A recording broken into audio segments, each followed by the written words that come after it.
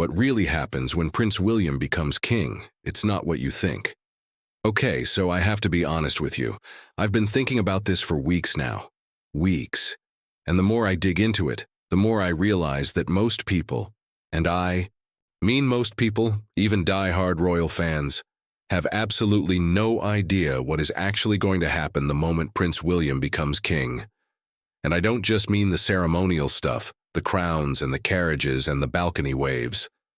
I mean the real stuff, the behind-the-scenes this will change everything stuff that nobody is really talking about. So today, that's exactly what we're getting into, and I promise you, by the end of this, you are going to see the British monarchy in a completely different way. Let's start with the hook, the thing that stopped me in my tracks when I first came across it. The second King Charles takes his last breath or abdicates, which, by the way, is something we should probably talk about too. The second that happens, William doesn't get a phone call. He doesn't get a letter. He doesn't get an official notification sent to his palace. He already is king, automatically, instantly. The moment his father is gone, he is King William Fee. There is no gap. There is no in-between. There is no moment where Britain is without a monarch. That's where the phrase, "the king is dead," long live the king comes from, and it is one of the most fascinating things about the British constitutional system. Power transfers in a heartbeat. Literally. And I think about that and I think, can you imagine? Can you imagine being William? You're going about your day, maybe you're with your kids, maybe you're at some official engagement, maybe you're just sitting at home having a cup of tea, and then in one single moment, everything about your life changes forever. Not in a gradual way, not in a "we'll ease you into it" kind of way. Instantly. You are now the King of the United Kingdom, the head of state of 15 other countries, the Supreme Governor of the Church of England, the Commander-in-Chief, in all but name. All of that in one breath. Now here's where it gets really interesting, and this is the part that I do not think enough people appreciate. There is a moment, a very specific, very private moment, that happens almost immediately after a monarch dies. It's called the Accession Council, and this is not the coronation. The coronation comes much later. The Accession Council is this ancient, somewhat secretive gathering of privy councillors, senior politicians, church leaders, senior royals, key figures from across public life, and they meet to formally proclaim the new monarch. It's one of the oldest constitutional rituals in British history. And William will sit there in that room and he will make his declarations and the world will watch, and in that moment it really hits home. This is real. This is happening. But let's back up for a second because I want to talk about something that I think is genuinely underappreciated, and that is just how different William's monarchy is going to be compared to anything we have ever seen before. And I say that not as a criticism, not as a prediction of doom, but as someone who finds this genuinely fascinating. Because William has grown up watching two monarchs very closely. He watched his grandmother, Queen Elizabeth II, for the first 25 years of his life. He watched how she operated, how she maintained dignity and distance, how she was this steady, unshakable presence that the nation rallied around. And then he has watched his father, King Charles, navigate what has been, let's be honest, a pretty turbulent start to his reign. The fallout with Harry and Meghan, the questions about the future of the Commonwealth, the debates about the size and cost of the monarchy. William has had a front-row seat to all of it. And what I find so compelling is that William is not just going to inherit a throne. He is going to inherit a monarchy that is at a crossroads, a monarchy that is genuinely trying to figure out what its role is in the 21st century. And William, I believe, has very strong opinions about that. He has watched, he has learned, he has made mental notes, and when his time comes, I think we are going to see a very deliberate, very intentional reshaping of what the monarchy looks like. Now, one of the first things that will change, and this is so practical that it almost feels mundane, but it is actually huge, is the physical footprint of the royal family. William has already been quite clear that he wants a slimmed-down monarchy, fewer working royals, fewer publicly funded engagements, a tighter, more focused operation. Queen Elizabeth had a very large working royal family. Charles has already started trimming that down. But William, I think, will go even further. Because he understands something that is really important right now, which is that the British public is paying attention to cost. They are paying attention to who is on the balcony at Buckingham Palace and why. They are asking questions about relevance and value. And William is smart enough to know that the monarchy's survival depends on its ability to answer those questions convincingly. So what does that mean in practice? It means that the core working royals will likely be William and Catherine, their children as they get older, and perhaps a small handful of others. It means that some of the more distant relatives who currently carry out royal duties may find themselves without that official role. It means a leaner, more modern, more focused institution, and honestly, I think that's the right call. I think that's what the monarchy needs to survive. But let's talk about Catherine for a moment, because this is something that I find incredibly moving when I think about it. The moment William becomes king, Catherine becomes queen consort. Now, I know a lot of people use the word queen and leave it there, and technically that's fine, but the distinction matters. She is queen because she is married to the king. She doesn't reign in her own right. But that doesn't diminish what that moment will mean. Because Catherine has spent over a decade preparing for this. She has been quietly, methodically, brilliantly, building herself into one of the most respected figures in British public life. Her work on early childhood development, her patronages, her ability to connect with people from all walks of life, she has done the work. And when William takes the throne, she will step into her role as queen with a level of preparation and poise that I think will genuinely surprise people who have underestimated her. And their children, George, Charlotte, and Louis, their lives change too. Prince George, who is already second in line to the throne, becomes the Prince of Wales the moment his father is king.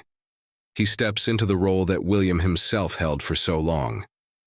And Charlotte and Louis, who currently have a relatively sheltered existence despite all the public interest in them, will find the spotlight intensifying in ways that even they probably can't fully anticipate.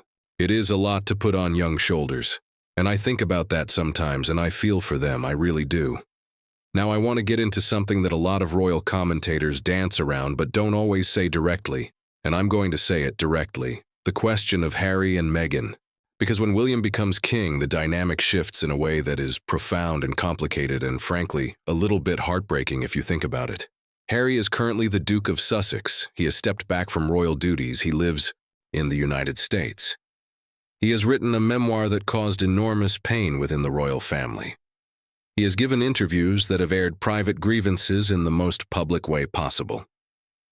And through all of that, it is William who has perhaps felt the most wounded, because this is his brother, this is the person he grew up with, who was at his side through the death of their mother, who was his best man at his wedding. When William becomes king, he will have to make decisions about Harry that go beyond brotherly feelings. As king, his first responsibility is to the institution, and the institution has to decide what role, if any, Harry plays. Does Harry return to Britain for the coronation? Does he sit in the front row or the back? Does he ever come back into the fold in any meaningful way? These are not just personal questions. They are constitutional, institutional, reputational questions, and William will have to navigate them as a king, not just as a brother. And I think that tension between William the man and William the monarch is going to be one of the defining features of his reign. Let's talk about the Commonwealth, because this is something that I think is going to be one of the biggest challenges of William's kingship, and it's something that doesn't get nearly enough attention. King Charles is the head of the Commonwealth. When William takes over, he will assume that role, but it is not automatically guaranteed. The Commonwealth is a voluntary association of nations. They choose their leader, and there has been growing debate within Commonwealth countries, particularly in the Caribbean, about the future of their relationship with the British Crown. Several nations have already moved to become republics. In recent years, Jamaica has indicated it wants to follow, and there are others watching and waiting. William is aware of this. In fact, there was that trip he and Catherine made to the Caribbean a few years ago that got a lot of attention for some uncomfortable imagery. The open-top Land Rover, the crowds kept at a distance. And I think that trip was a wake-up call for the palace. A real, genuine wake-up call. And I believe that William has taken that very seriously, because he doesn't want to preside over a commonwealth that crumbles. He wants to find a way to make that relationship relevant and meaningful and mutual. Whether he can pull that off is genuinely one of the great open questions of his future reign. And then there is the question of money. Because the monarchy costs money. The sovereign grant, the funding mechanism that supports the working royals, is tied to the crown estate's profits, and that has been a source of ongoing public debate. Is it too much? Is it transparent enough? Is it justifiable? William, I think, is going to have to get ahead of this conversation rather than respond to it defensively, because the public's patience for perceived excess is thinner than it used to be. The cost of living crisis, the debates about inequality, the sense that institutions need to justify their existence. All of that creates a context in which a lavish, opaque, unaccountable monarchy would struggle to survive. William knows this. And I think we will see genuine efforts under his reign to be more transparent, more accountable, more visibly connected to the lives of ordinary people. One of the things that I find genuinely fascinating about William, and I say this having followed the royal family for many years now, is his relationship with mental health. He has spoken about it publicly in a way that no senior royal ever had before. He has talked about his own struggles after the death of his mother, about the years where he didn't process his grief, about the impact that had on him, and he has used his platform to destigmatize conversations about mental health in a way that I think has genuinely mattered to people. I think as king, that thread is going to run through everything he does. I think it will inform the causes he champions, the way he engages with communities, the tone he sets for the institution as a whole. Because here's the thing about being king that people sometimes forget. The monarch sets a tone. It's not just about policy or ceremony or tradition. It's about what you signal. It's about what you say and what you don't say. It's about where you show up and who you show up for. Queen Elizabeth signaled steadiness and duty and continuity. King Charles signals a kind of earnest, passionate, slightly unconventional engagement with the world. His environmental advocacy, his architecture opinions, his deep interest in spirituality and tradition. William, I think, will signal something different again. I think he will signal modernity with roots, change with respect for what came before, a monarchy that is genuinely trying to be useful in the world, not just decorative. Now I want to touch on something that is a little more personal, and that is the impact of losing a parent. Because William will almost certainly become king because his father dies. And whatever complicated feelings exist within that family right now, Charles is still William's father. And I think about what it must feel like to know that the moment you have been preparing for your whole life is also, inevitably, one of the worst moments of your life. That grief and duty arrive at exactly the same time. William went through something like that when his grandmother died. Charles became king, and there was this complex mixture of loss and transition and history all happening at once. But when it is your father, and when you are the one taking the throne, that is something else entirely. And I think William will handle it with the same quiet strength he has always shown in public. But I genuinely hope, that he also allows himself to grieve. Because he is a human being first, and a king second. Let me bring this back around to something I said at the very beginning, which is that power transfers in a heartbeat. The moment William becomes king, the nation will hold its breath for just a second. There will be that moment of realizing that an era has ended and a new one has begun, and then the machinery of state will begin to move. The proclamations will be read. The flags will be adjusted. The currency will begin its slow change. The stamps. The national anthem. Because right now we sing God Save the King, and that won't change, but the emotional weight of it will shift. The portraits in government buildings, in schools and embassies around the world, all of them will eventually be replaced with the face of a younger man.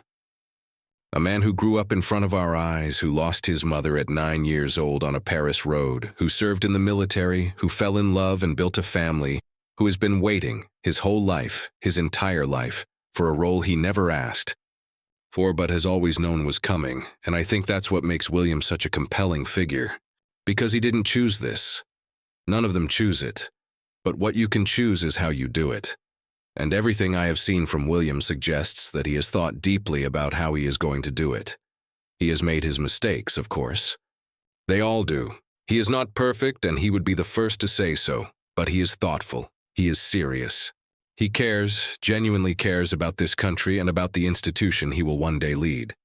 So when people ask me, what really happens when Prince William becomes king, my honest answer is this: the world will change a little. Britain will change a little. The monarchy will change more than a little. And William himself will change in ways that none of us, including him, can fully predict. Because that is what power does. That is what history does. That is what grief and duty and responsibility all arriving at the same moment does to a person. But if I had to bet, I would bet on William. I would bet on Catherine beside him. I would bet on a monarchy that surprises us, that earns its place, not through tradition alone, but through genuine, visible, meaningful service. That is what I think is coming. That is what I hope, is on the other side of that inevitable, heartbreaking, history-making moment when Prince William finally becomes king, and honestly, I cannot wait to see it.